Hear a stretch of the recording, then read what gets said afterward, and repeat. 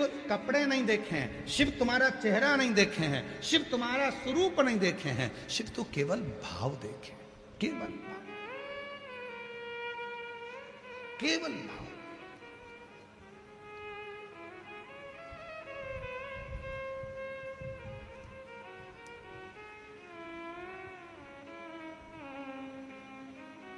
शिव ने केवल भाव देखा, उसके सिवा कुछ नहीं देखा, केवल।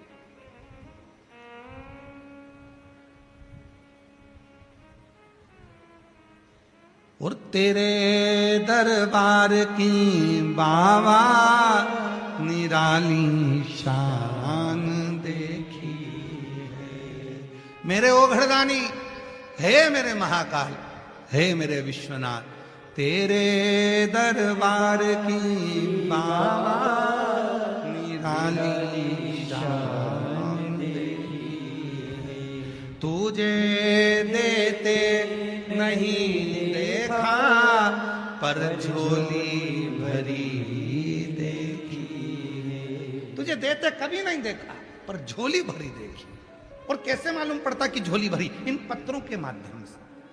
ये जो पत्र आते हैं, इनके माध्यम से मालूम पड़ता है कि झोली भर दी तूने।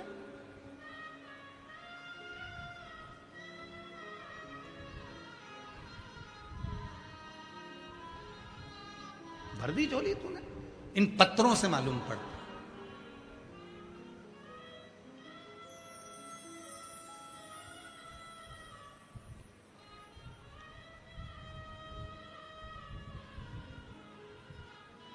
शिव कथा कर रही है, शंकर भगवान तुम्हारा पात्र नहीं देखे।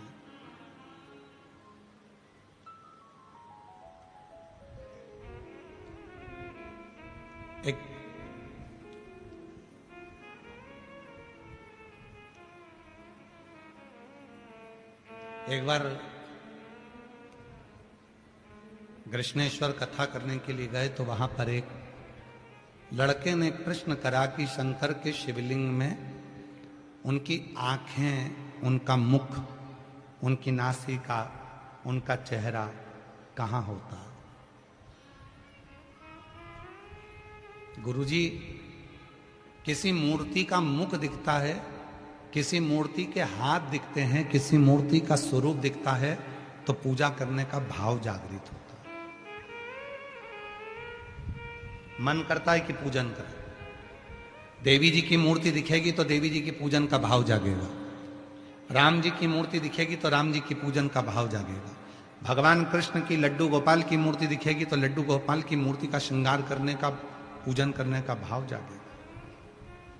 दत्त भगवान की मूर्ति दिखेगी, सारे देवी देवताओं की मूर्ति दिखती है तो उनका श्रृंगार करने का, उनका पूजन करने का भाव जागृत होता है, उनसे प्रेम होता है।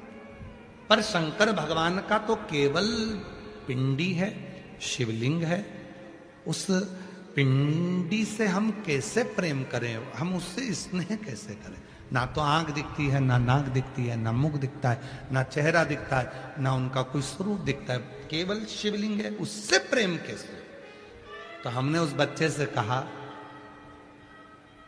स्वरूप देखकर तो कोई भी प्रेम कर लेता है, पर जिसका स्वरूप ही नहीं है, जो दिखता ही नहीं है, उससे दिल लगाकर बताओ, तब जाने। और सच्चा प्रेम इसी को कहते हैं, सच्चा प्रेम इसी को कहते हैं, इसी को सच्चा प्रेम कहते हैं। ना जी भर कर देखा, ना कोई बात की, बड़ी आरजू थी मुलाकात की, प्रेम इसी को कहा। हम उसको देखे ही नहीं है। वो एक लाइन स्मरण करिएगा, वो तुझसे मिलने के लिए तेरी कसम। देखा नहीं है उसको, हमने ध्यान ही नहीं दिया उसको, हम पहचानते ही नहीं उसको। शिवलिंग में कहाँ मुख है, कहाँ नाक है, कहाँ हाथ है, कहाँ पांव है, हमने देखा ही नहीं। हाँ, किसी और देवता की मूर्ति होती तो आंख दिखती, हाथ दिखता, पांव दिखता, मुंह दिखता, सब कुछ नजर आता तो हमसे प्रेम करते। पर शिवलिंग में कुछ भी नहीं दिख रहा, उससे प्रेम कैसे हो? तो पांव दिखता, ना चेहरा दिखता, ना नेत्र नजर आते, ना नासिका नजर आती, केवल शिवलिंग है। और जब शिवलिंग पर जल चढ़ाते हो विश्वास से इसमें शिव है, जब बेलपत्र चढ़ाते हो विश्वास से इसमें शिव है, इसमें मेरा पापा है, इसमें मेरा बाप है, इसमें मेरा पिता है, इसमें मेरा बाबुल है, इसमें मेरा भाई है, इसमें मेरा गुरु है, इसमें मेरा शंभू है। जब तुम ये विश्वास करते हो, धतूरा चढ़ाते समय, कनेर का फूल चढ़ाते समय, चावल चढ़ाते समय, शंकर का शिवलिंग में ना आंख दिख रही, ना मुख दिख रहा, ना पांव दिख रहे, ना हाथ दिख रहा, पर विश्वास है इसमें मेरा शंकर है और वो मेरे दुखड़े काटेगा। बस समझ लो प्रेम बढ़ गया, प्यार हो गया और वो प्यार निभेगा, वो प्रेम निभेगा, फिर वो आएगा, दुखड़ा मिटाएगा, समय पर आकर तुम्हारे दुखड़ों को, तुम्हारी कष्टों को समाप्त कर देगा।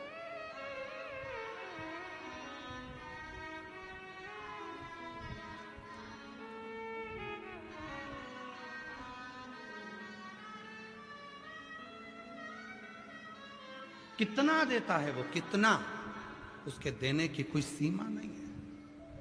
हम पत्र नहीं पढ़ पाते। कल भी एक पत्र आया था, उसमें एक माता जी ने लिखा, हम इतने सारे पत्र देते हैं, आप लोग पढ़ते नहीं हो गुरुजी। हम पत्र ही पत्र पढ़ेंगे तो जयपुर वाले कहेंगे लेटर ही पढ़ने आए हैं। आज एक काम करें कि आप लोगों का मन हो तो थोड़े से पत्र तुमको दे देते, पढ़ लो, और पढ़ोगे और आपसे माइक पे हम माइक दे देंगे, आप बता देना कि इसका क्या काम हो गया। बस इतना बता देना कि नौकरी लगी, कि बच्चा हुआ, कि क्या हुआ, कि क्या हुआ। तैयार हो क्या? भेज दें थोड़े पत्र नीचे। हम नहीं पढ़ पाते, हमारे पास समय नहीं इतना, हम थोड़े बहुत पत्र जो आते हैं। पर याद रखना, पत्र भेजना तुम्हारा काम है, पढ़ना उस शिव का काम है। जितने पत्र आते हैं सब यहां इकट्ठे होते हैं। आखिरी दिन उसको व्यासपीठ पर रखा जाता है। आप लोगों ने दर्शन करे होंगे कभी कथा में। आखिरी दिन व्यासपीठ पर उसको पूरा लाया जाता है और बाबा को हाथ जोड़कर प्रार्थना कर कर कहा जाता है, बाबा इन सब की झोली खुशियों से भर देना, किसी नारी की गोद खाली ना रहे और किसी पुरुष की जेब खाली ना रहे, सब तुझे दे। पत्र तुम लिखो। कई लोग सोचते हैं गुरुजी पढ़ते नहीं तो हम लिखे नहीं। नहीं लिखो, तुम गुरुजी को नहीं लिख रहे, तुम अपने पिता को लिख रहे हो, तुम अपने बाबुल को लिख रहे हो, तुम अपने पिता को लिख रहे हो, तुम भगवान को लिख कर दे रहे हो कि हमारा ये काम हुआ, हमें बाबा ने ऐसी कृपा कर दी।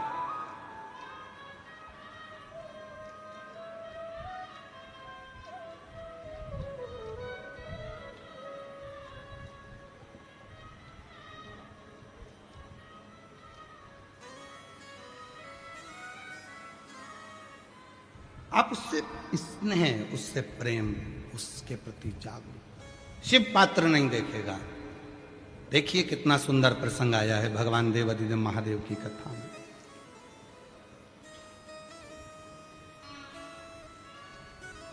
मां जगत जननी पार्वती जी तप कर रही है।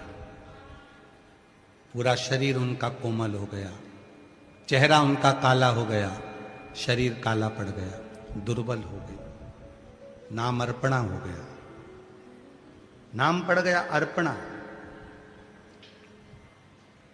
दो नाम है मेरी माता के जो बड़े फलदायी हैं। एक नाम है अर्पणा और दूसरा नाम है तिलकेश्वरी। नाम बोलो दोनों, अर्पणा और तिलकेश्वरी।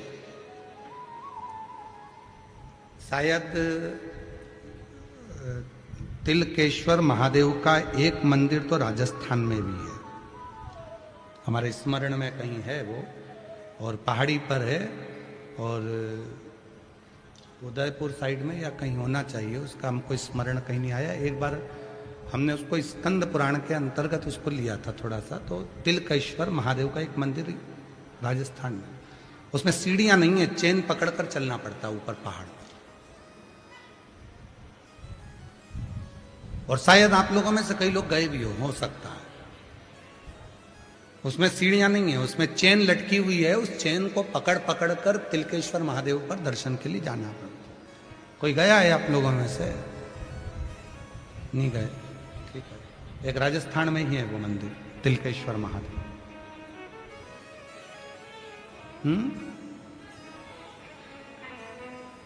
आवाज नहीं आ रही है? राजस्थान में ही है वो। देव जरा माइक दो।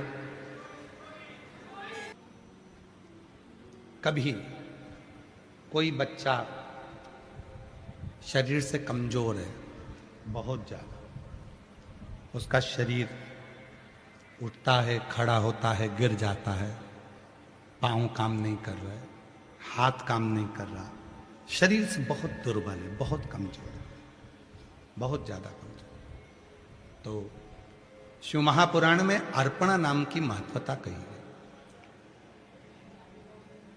सप्त बेलपत्र के कमल बनाना है, थोड़ा समझिएगा।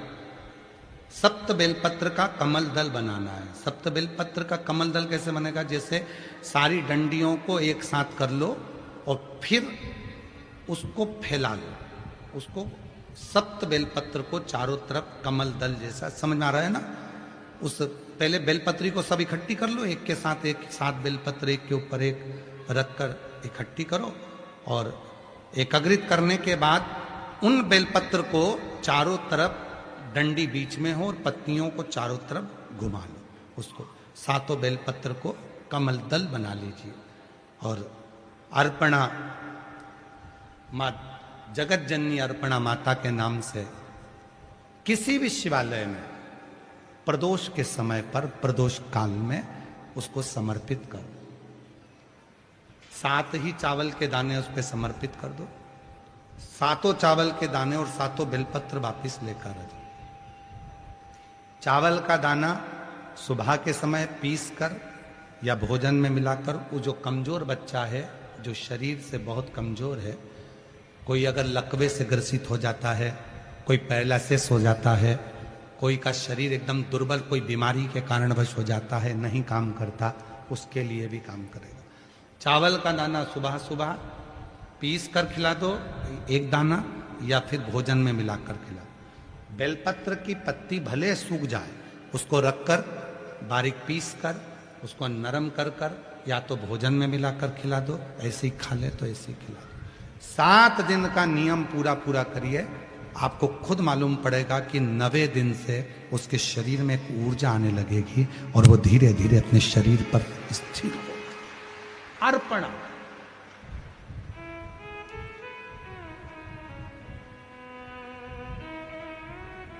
मां जगत जननी अर्पणा हो गई थी, और जब पूर्ण तरह से मां अर्पणा हो गई तब भगवान देवादिदेव महादेव उसी जगह पर प्रकट हो जाता। हाथ की अंजलि में मां अर्पणा के 7 बेलपत्र हाथ में रह जाती है, और मां पार्वती की सहेली गजमुखी के पास में धान का पात्र रह जाता। गजमुखी के पास में धान का पात्र है। पार्वती जी की सहेली थी गजमुखी, शरीर नारी का था, चेहरा हाथी का था, गजमुखी थी।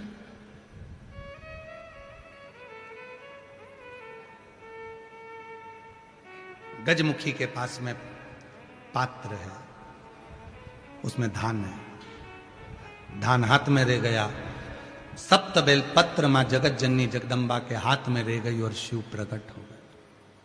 अर्पणा क्या चाहती हो? आपके लिए यह शरीर ऐसा हो गया, इस शरीर को शुद्ध कर दीजिए। शिव जी ने तुरंत मां जगत जननी को दर्शन देकर, और जो शरीर पूर्ण कमजोर था, दुर्बल था, काला था, शरीर बहुत बहुत हड्डी का ढांचा हो गया था, मेरे शंकर भगवान ने दर्शन देकर, स्पर्श कर कर अर्पणा को फिर वापिस स्वस्थ कर दिया। तो अर्पणा, अर्पणा एक, और शंभु शरणे पड़े मांगो घड़ी रे घड़ी, दुख काटो दया करीने दर्शन आपो। शंभु शरणे पड़ी मांगो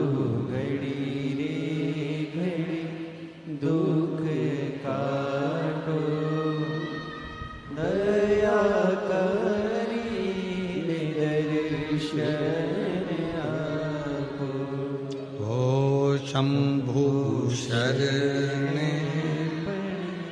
मानो घड़ी रे घड़ी दुख काटो दया करीने दर्शन आपो। एक माता का नाम है तिलकेश्वरी। पहले भगवान शंकर के नाम का जय घोष हो। बोल तिलकेश्वर महादेव की। भगवान शंकर तिलकेश्वर महादेव है और मां पार्वती तिलकेश्वरी। शिव बगला है, मां पार्वती बगला मुखी है। शिव ध्रुमवान है, पार्वती ध्रुमावती है। शिव कमल है, पार्वती कमलावती है। शिव भैरव है, पार्वती